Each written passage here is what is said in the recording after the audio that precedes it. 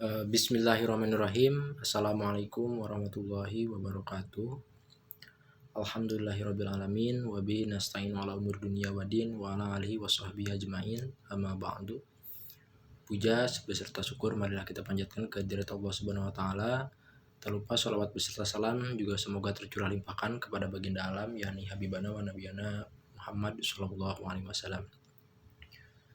Sebelumnya izin memperkenalkan diri. Di sini saya Ridwan Maulana dengan NIM 1177050097. Izin mempresentasikan pembuatan sistem informasi rawat inap di rumah sakit untuk memenuhi salah satu tugas komprehensif Majelis 3 yang diuji oleh Bapak sendiri, yaitu Bapak Gitar Jasandi STMT.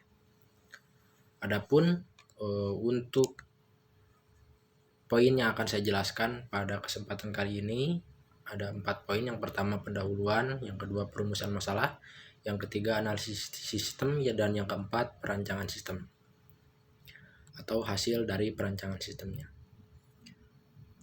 Kita masuk yang pertama, yaitu ada latar belakang, di mana di latar belakang ini menjelaskan definisi rumah sakit, di mana rumah sakit ini menurut Undang-Undang Nomor 44 Tahun 2009, rumah sakit adalah institusi pelayanan kesehatan yang menyelenggarakan pelayanan kesehatan perorangan secara paripurna yang menyediakan pelayanan rawat inap, rawat jalan, dan juga gawat darurat. Nah, adapun latar belakang yang melatar belakangi saya membuat perancangan sistem ini yaitu adanya pelayanan yang disediakan oleh rumah sakit, diantaranya ada rawat inap, rawat jalan, dan juga gawat darurat. Nah, untuk poin selanjutnya ada perumusan masalah, di mana perumusan masalah ini mengacu kepada pendahuluan tadi, di mana penjelasan rumah sakit menjelaskan bahwa adanya rawat inap, rawat jalan, dan juga ada gawat darurat. Nah, saya menggarisbawahi perihal tentang rawat inap.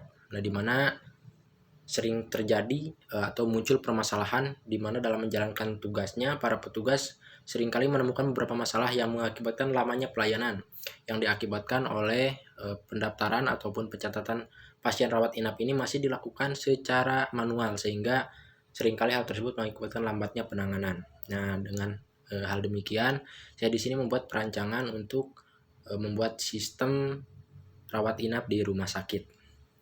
Nah, untuk poin selanjutnya kita masuk ke analisis sistem. Di tahap ini kita menganalisis apa saja kebutuhan dari sistem yang akan kita buat nanti di sistem rawat inap di rumah sakit. Yang pertama ada di sini setelah saya menganalisis di mana ada 5 aktor dalam sistem nanti, yaitu pasien, petugas administrasi, perawat, dokter, dan juga unit rekam medis.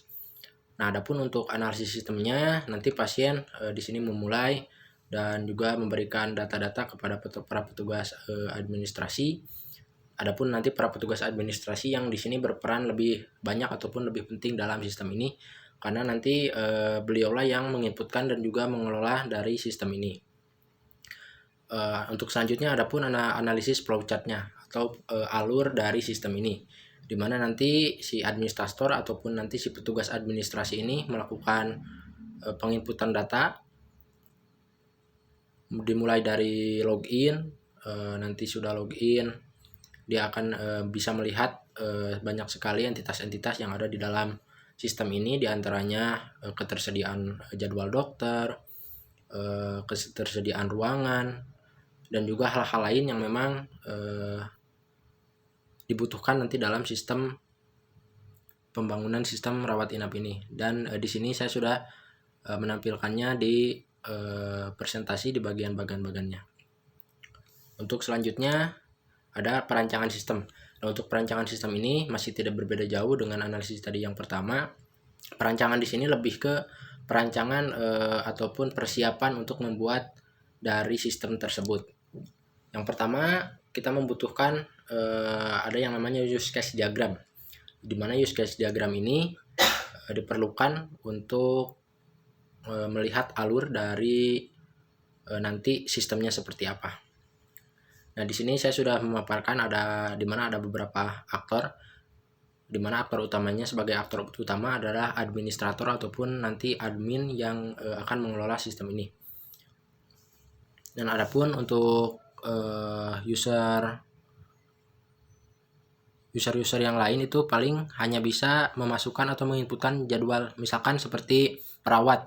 Perawat nanti bisa menginputkan apakah dia pada hari apa saja dia memiliki jadwal, atau misalkan para dokter memiliki jadwal pada hari apa saja, sehingga nanti akan terlihat di sistem bahwa perawat mana, dokter mana, dan juga mana saja yang memang nanti masih memiliki jadwal kosong.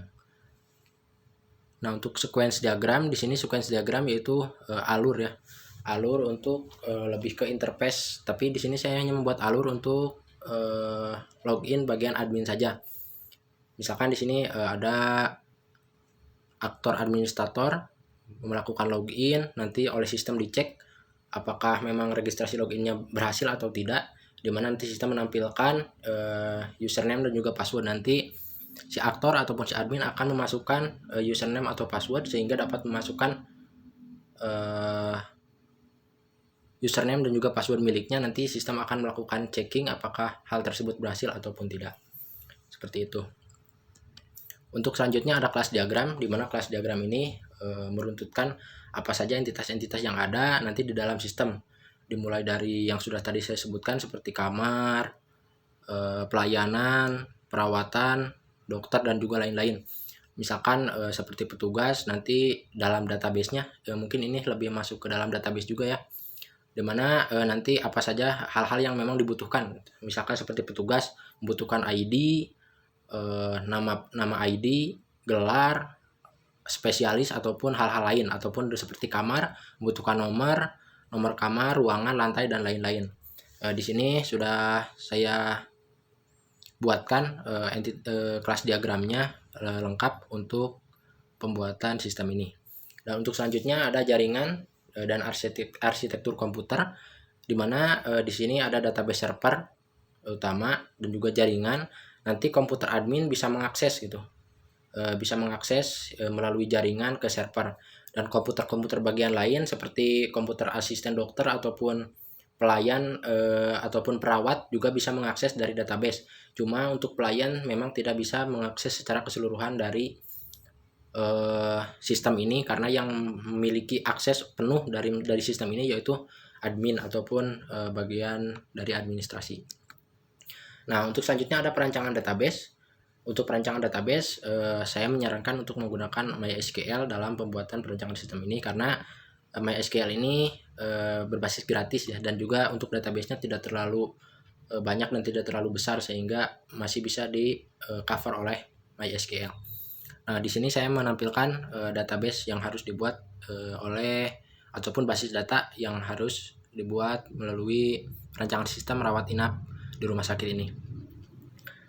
Mungkin hanya sekian yang saya dapat jelaskan untuk perancangan pembuatan sistem informasi rawat inap di rumah sakit. Hanya itu yang dapat saya sampaikan. Mohon maaf atas segala kekurangan. Billahi taufiq wal hidayah. Wassalamualaikum warahmatullahi wabarakatuh.